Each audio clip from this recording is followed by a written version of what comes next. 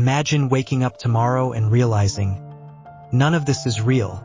Not the sky, not the ground, not even the people around you. Just code, glitches, patterns. A simulation so advanced, it mimics reality down to the quantum level. It sounds like science fiction.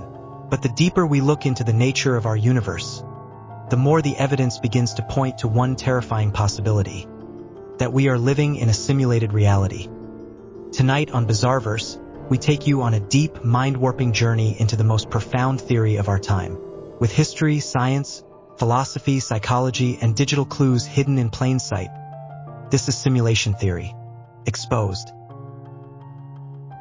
Simulation theory first gained traction in mainstream philosophy in 2003, when Swedish philosopher Nick Bostrom published a paper titled, "Are You Living in a Computer Simulation?"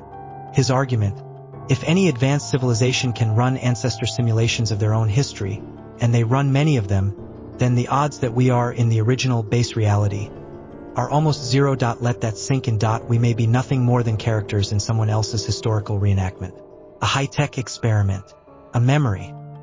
But Bostrom wasn't the first to pose such ideas, just the one who made it academically respectable. The idea of a false or illusory reality goes back thousands of years. Plato wrote about it in The Allegory of the Cave. He described people living their entire lives inside a cave, watching shadows on the wall. They believe the shadows are reality, but it's all just projection. In Hindu philosophy, the term Maya describes the world as a grand illusion, a veil that prevents us from seeing our true nature. Buddhism teaches that the self and the material world are both illusions, arising from ignorance. Gnostics believed that the world was created not by a benevolent God, but a flawed and deceptive demiurge who trapped divine souls in a false creation. Even Descartes, centuries later, asked how we could ever know if we weren't being deceived by a demon. Were these ancient thinkers grasping at the same hidden truth? That's right. Code, like you'd find in your web browser or a digital circuit. So what does that mean? It suggests that the universe has built-in maintenance, a back-end system to ensure consistency. In short, software. And this isn't isolated. Increasing numbers of physicists believe our universe may be computational at its core. The quantum world has always defied common sense. Particles that are nowhere and everywhere until observed. Entanglement that links particles across space instantly.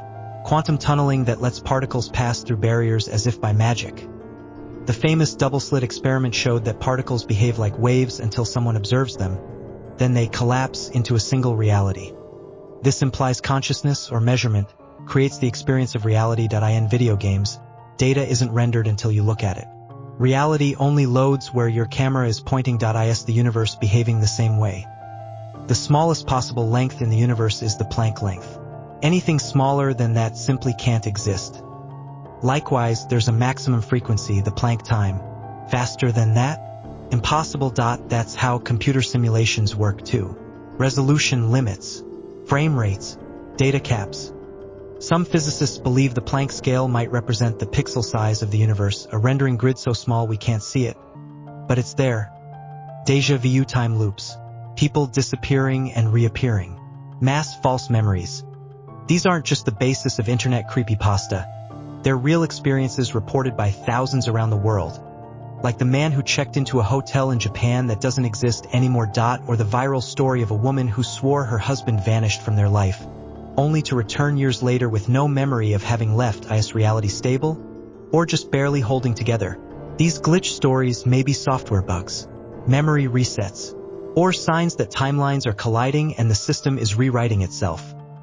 More than a joke or internet meme, the Mandela effect includes dozens of bizarre memory discrepancies.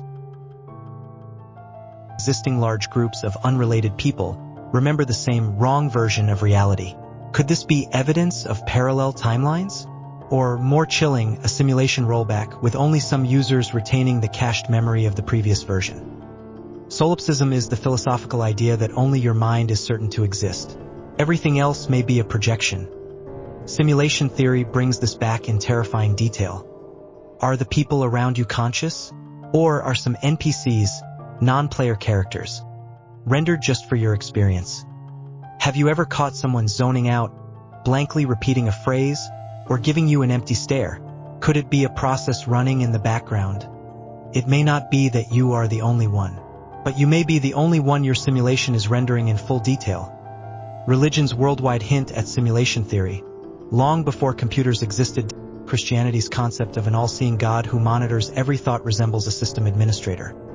Judgment, life reviews, karmic rebalancing all resemble feedback systems. The Book of Life, the Akashic records, spiritual downloads, reincarnation cycles. Are these metaphors for software processes? Are religious texts misunderstood technical documents? Elon Musk, Nick Bostrom, Neil deGrasse Tyson, and even NASA scientists have stated publicly that simulation theory is not just plausible. It may be the best explanation for the universe. Reports have surfaced of tech billionaires funding research to break out of the simulation, or at least detect it. If people with unlimited resources are this obsessed. What do they suspect? A true simulation would require staggering computational power, but that doesn't mean it's impossible. Quantum computers, time-dilated computing, dimensional compression. We might be a snapshot playing out inside a slowed-down echo chamber. Or we could be code within code. A simulation within another simulation, like Russian nesting dolls of digital reality.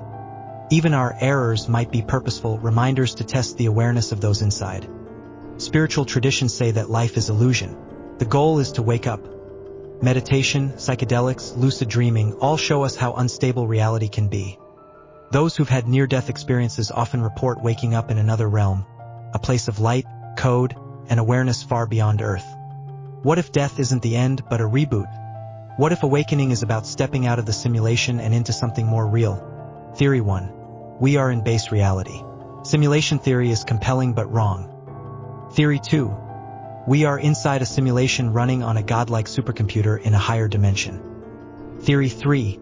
This is an experiment, or a prison, or a school, or a game. Theory 4. The simulation has rules, but sometimes they bend. Sometimes they break. Theory 5. The test isn't whether you believe it. The test is whether you can remain conscious despite it. If this is a simulation, then every sunrise, every tear, every laugh is code. But it still means something, because even in a simulation, choice exists. Maybe that's the real test.